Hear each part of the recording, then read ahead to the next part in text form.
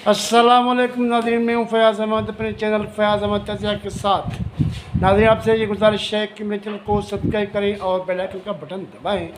नाज़रीन, आपसे ये भी गुजारिश है कि मेरी वीडियो दोबारा देखें। नाज़रीन, अपने चैनल का नाम दोबारा रिपीट करता हूँ, फ़याज़ अहमद तज़िया। लोकल टॉपिक भी है। नाज़रीन, आज अहम खबर है।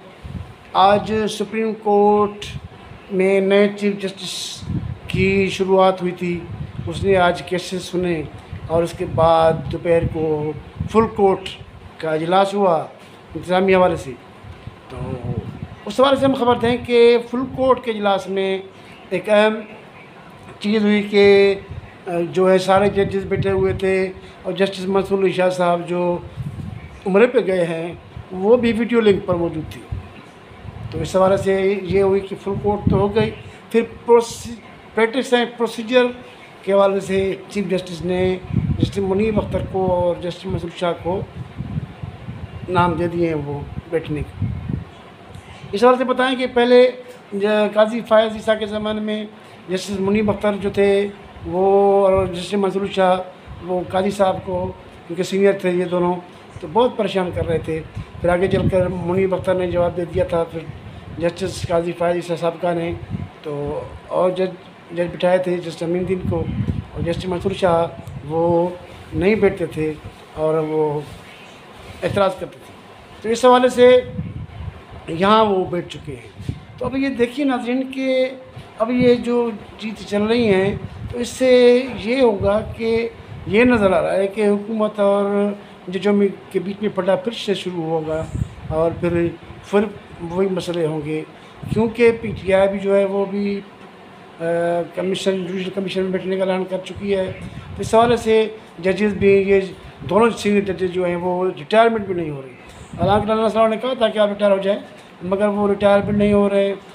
तो इसका मकसद ये है कि वो फटा करेंगे हुकूमत के लिए, वो है मुश्किलातें पैदा करेंगे। इस हवाले से नाज़रीन देखें कि अब सीनियरिटी का मामला है। एक प्रोसीजर बिल के हवाले से जो एक्ट था उसमें सीनियर तरीन जजेस थे, चीफ जस्टिस के साथ बैठ के वो तय करते थे।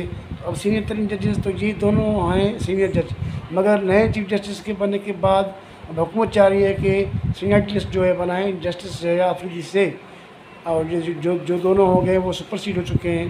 तो उनको इसलिए राना सलाम ने कहा था कि आप इस्तीफ़ा हो जाएं, मगर वो मुस्तफ़ी नहीं हुए। वो लग रहा है कि उनका मूड है फटा करने का। तो हुकूमत देखते हैं क्या कर रही है। तो हुकूमत जो है, कुछ लोग कह रहे हैं कि हुकूमत शायद नई तरमीम करा ले। इस हवाले से वो 2/3 अक्सरियत तो नहीं होनी चाहती, उसमें सादी अक्सरियत ही हो जाती है। तो सादा अक्सरियत तो हुकूमत के पास है, सेनेट में भी है, तो कमीशन में भी है। तो ये बाद में देखेंगे कि हुकूमत क्या कर रही है। तो मकसद ये है कि फड्डा जो है वो जारी होगा, ये ख़त्म होगा नहीं। जब कोर्ट में जो माजी में पट्टे चलते आ रहे थे, ग्रुपिंग थी, तो अब भी ये ग्रुपिंग नज़र आ रही है, क्योंकि जस्टिस आफरीदी को भी ये लोग जो दोनों हैं वो चलने नहीं देंगे। क्योंकि मंसूर शाह की बारी थी चीफ जस्टिस बनने की, तो वो नहीं बने, और जस्टिस मुनीब भी इस आसरे में थे, वो भी नहीं हुआ। तो ये दोनों जो हैं वो जस्टिस आफरीदी के लिए और हुकूमत के लिए मसाइल पैदा करेंगे। और PTI तो वैसे ही चाहती है कि मसाइल हों, परेशानियाँ हों और हुकूमत जो है वो परेशान हो। तो इसलिए नाज़रीन, तो हम ये समझ रहे हैं कि आइंदा जो भी दिन आएंगे उसमें जो है हुकूमत और कोर्ट्स के दरमियान जो है फड्डा चलता रहेगा और फड्डा शदीद होता जाएगा। और चीफ जस्टिस, नए जो चीफ जस्टिस हैं उसका और इस जस्टिस मुनीब का और जस्टिस मंसूर शाह का, उनके दरमियान भी फटा जो है वो भी होता ही रहेगा।